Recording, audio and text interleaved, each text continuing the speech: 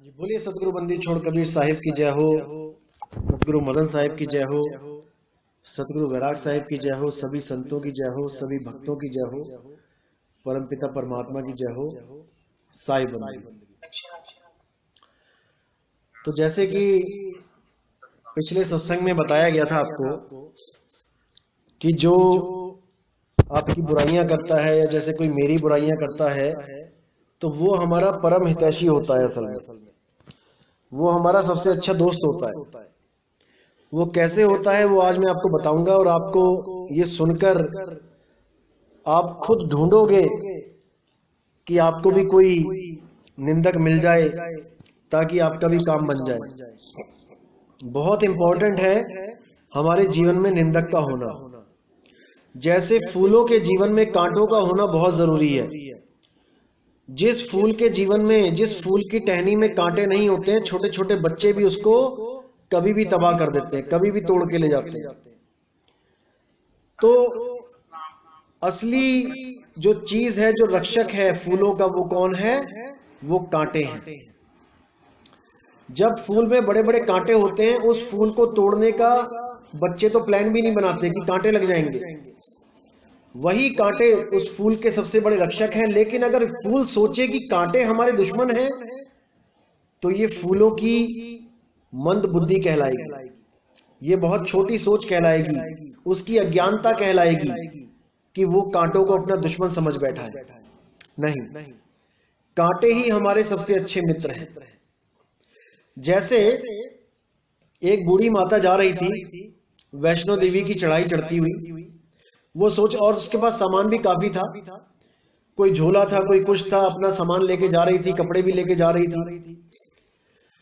तो वो यही दुआ करती जा रही थी कि हे माता, ये इतना भार है, ये थोड़ा थोड़ा कम हो जाए, ये मुझे पता ना लगे कि ये भार मैंने उठा रखा है। अब ऐसा तो होने वाला था नहीं कि उसका भार उसी को महसूस होना बंद हो जाए। तो माता ने क्या किया, थोड़ी थोड़ी दूर पे अरेंजमेंट कर दिया कुछ लोगों का जो वहां पे जा रहे थे।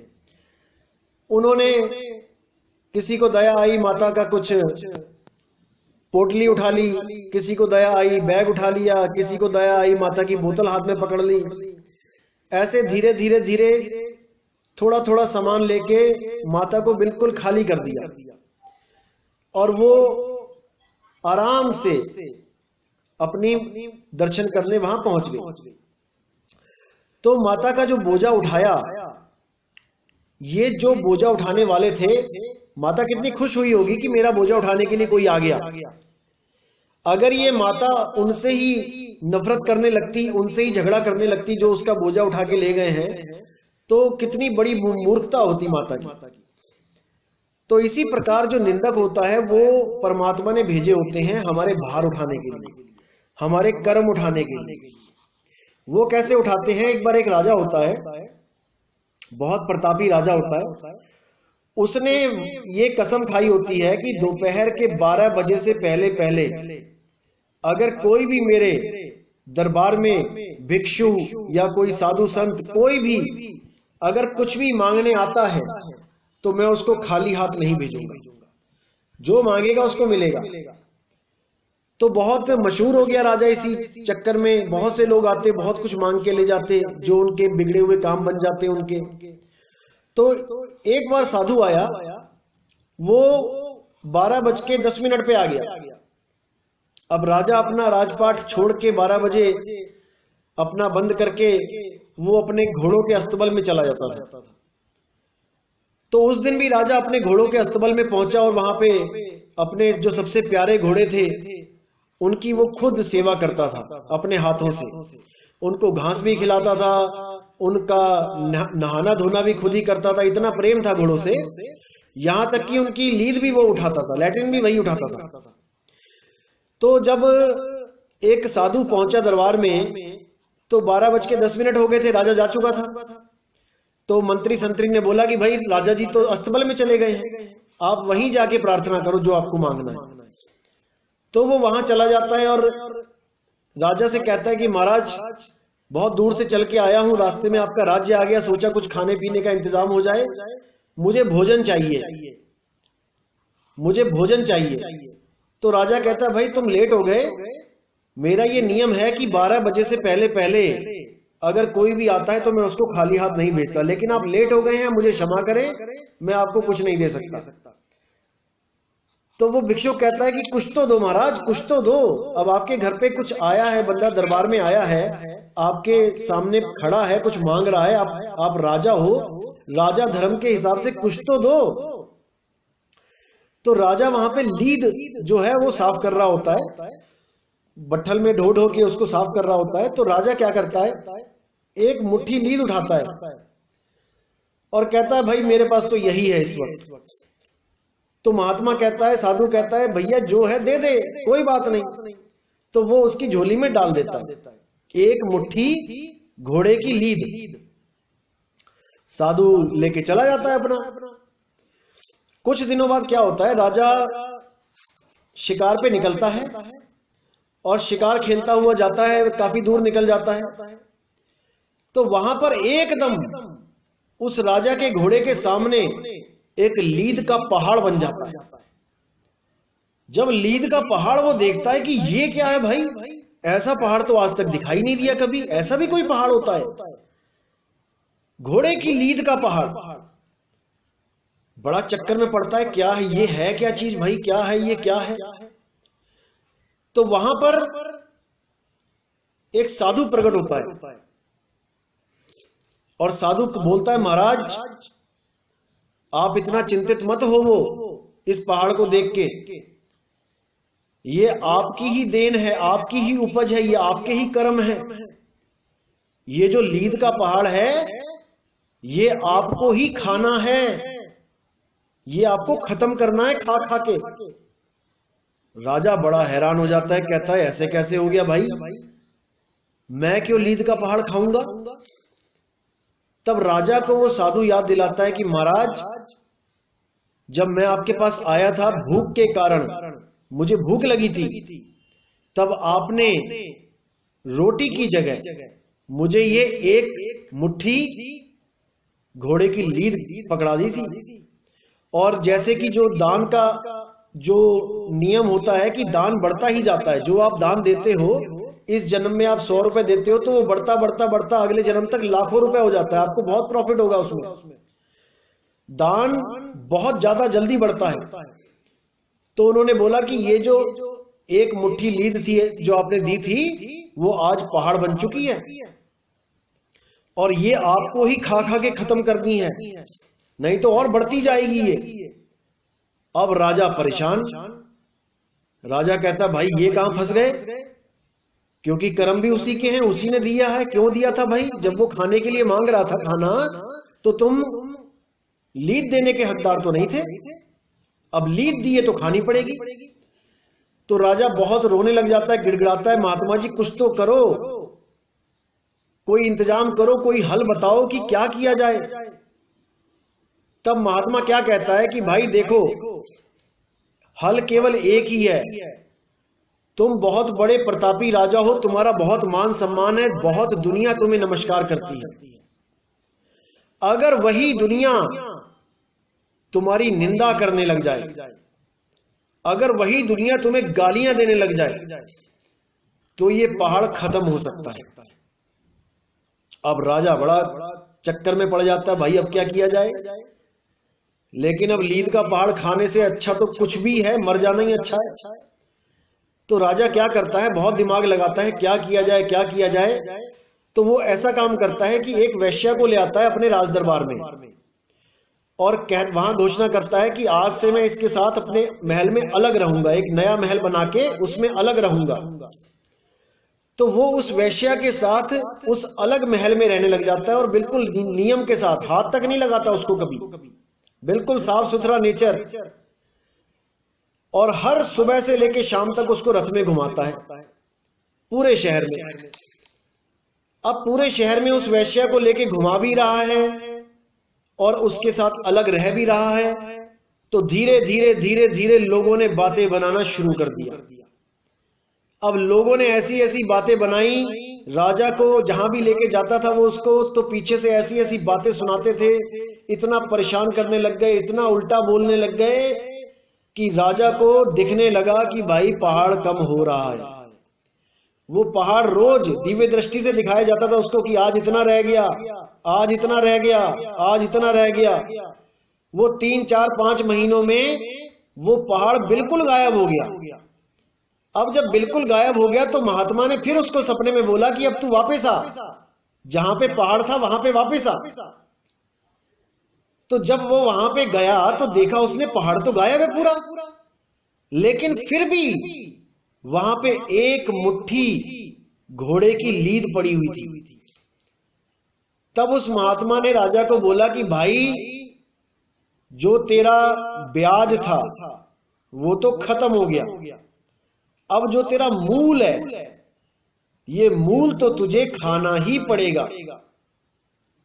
ये तेरा मूल है, ये जो तूने एक मुट्ठी जो दिया था, एक मुट्ठी तो तुझे ली दिए खानी ही पड़ेगी। तो वो राजा बोला अरे महाराज जी इसका भी कोई इंतजाम कर दो, इतना बड़ा पहाड़ खत्म करवा दिया आपने, इतना बढ़िया इंतजाम बताया, ये एक मुट्ठी का भी इंतजाम कर दो, कुछ तो बताओ कैसे तो खत्म हो ये। तब उस महात्मा ने बोला कि देखो आज तक जगत वालों ने तुम्हारी निंदा करी थी, जगत वालों ने यानी आम आदमी ने, जैसे हम और आप आम आदमी हैं, अभी तक तुम्हारी आम आदमी ने निंदा करी थी, तो ये पहाड़ खत्म होके एक मुट्ठी लीद में बदल गया। अगर कोई महात्मा तुम्हारी निंदा कर दे तो ये मुट्ठी भर भी खत्म हो जाएगा। जब उसको ये बात समझ में आई तो बहुत दिल ही दिल खुश हुआ कि शुक्र है इसका भी इंतजाम हो गया।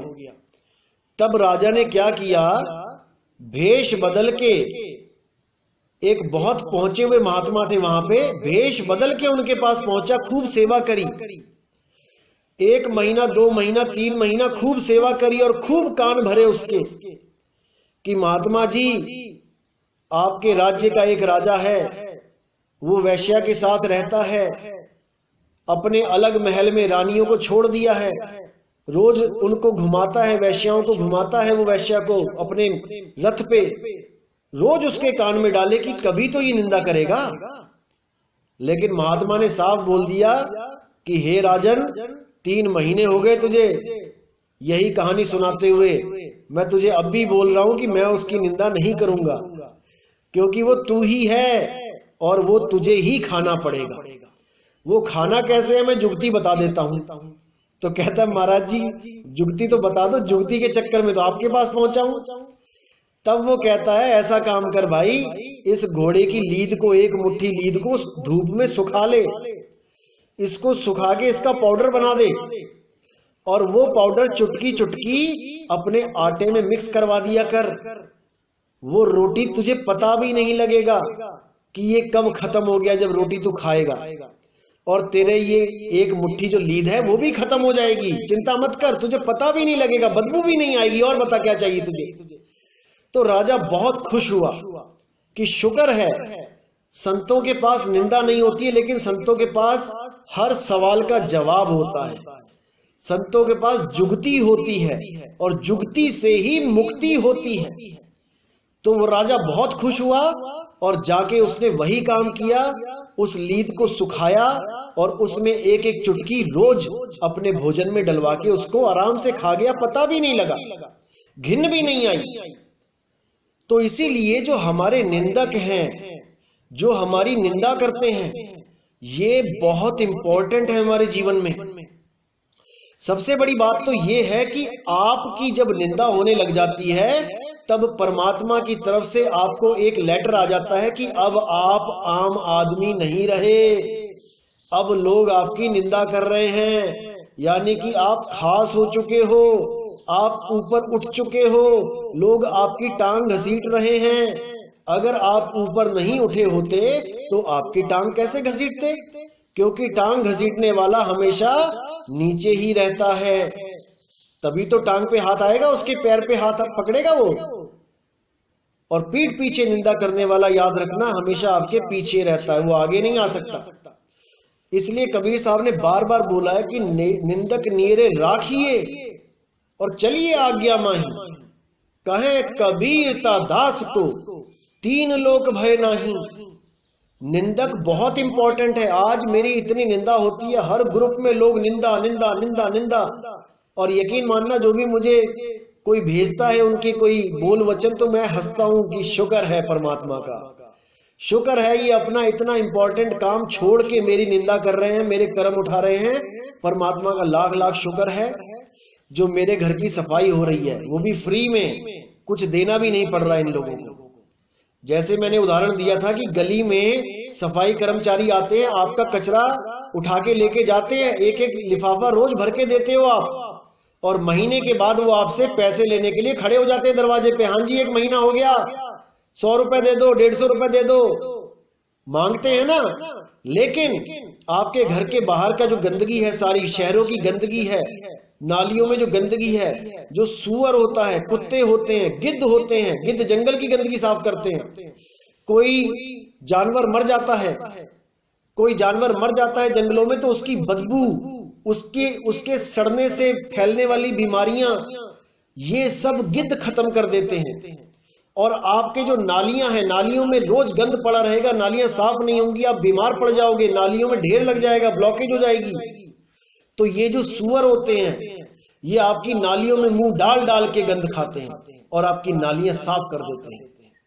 इसी प्रकार ये जो निंदक होते हैं, ये ऐसी ऐसी बातें करते हैं, ऐसी ऐसी बातें करते हैं कि आपका घोर से घोर कर्म, जिसके लिए आपको फांसी भी हो सकती थी, ये अपने सिर पे उठा लेते हैं, और उसके बाद सारी उम्र ये आपके पाप को ढोते रहते हैं, ढोते रहते हैं, और आप उस बूढ़ी माता की तरह आराम से खाली हाथ अपने मुकाम तक आराम से बिना बोझे के पहुंच जाते हैं। इसलिए निंदक सबसे प्यारे हैं। कबीर साहब ने तो यहां तक बोला, निंदक जीवे जुगन जुगन और काम हमारा होवे। निंदक जुगो जुग जीता रहे और हमारा काम बनता रहे। तो इसीलिए कोई मेरी निंदा करता है, उसको सुनो, बहुत प्रेम से सुनो, देखो कि कितनी निंदा कर रहा है, कितना आनंद आ रहा है उसको मेरी निंदा करने में। मैं खुद देखता हूं कितने लोग आनंदित होते हैं। असल में वो अपने मन को आनंद देते हैं निंदा कर करके। मन कौन है? काल भगवान। वो ड्यूटी कर रहे हैं मन की, क्योंकि मन इन्हीं इंद्रियों के द्वारा सुख चाहता है। और निंदा एक ऐसी चीज है, निंदा चुगली इतना बड़ा सुख है इन दुनिया वालों के लिए कि बच नहीं सकते निंदा चुगली से। आप कहीं पर भी जाके बैठ जाओ 1 घंटा, किसी भी पार्टी में, किसी भी फंक्शन में, तो 1 घंटे में 50 मिनट केवल और केवल निंदा चुगली ही होगी लोगों की, क्योंकि इसमें महारस है। लेकिन दुनिया वालों के लिए, एक साधु संत के लिए निंदा का महारस नहीं होता। एक साधु संत हमेशा निंदा से बचता है, कभी पलटवार नहीं करता। इतने मैसेज आते हैं, इतनी लोग फालतू बातें करते हैं, मैं कभी पलट नहीं वार करता, कभी नहीं। जो बोलता है बोलने दो, हमने अपना काम करना है और अपना काम करके यहां से निकल जाना है। हमने किसी से कुछ नहीं लेना। जो हमारी निंदा कर रहा है, जी सदके है जी, परमात्मा की दया है कि उसने ये काम अपने आप अपने सिर पे रख लिया और हमारी निंदा कर करके हमारे सारे कर्म ढोता ही जा रहा है। मैं चाहता हूं कि ऐसे लाखों लोग आए जो हमारी निंदा करें और हमारा बड़े आराम से काम बनता जाए और इसी जन्म में हम सब मुक्त हो जाए। तो आज का सत्संग यही समाप्त करेंगे और कल 5:30 बजे मिलते हैं। बोले सतगुरु बंदी छोड़ सतगुरु सत्य कबीर साहिब की सदाई जय हो, सतगुरु मदन साहिब की सदाई जय हो, सतगुरु वैराग साहिब की सदाई जय हो। साहिब बंदगी सतनाम।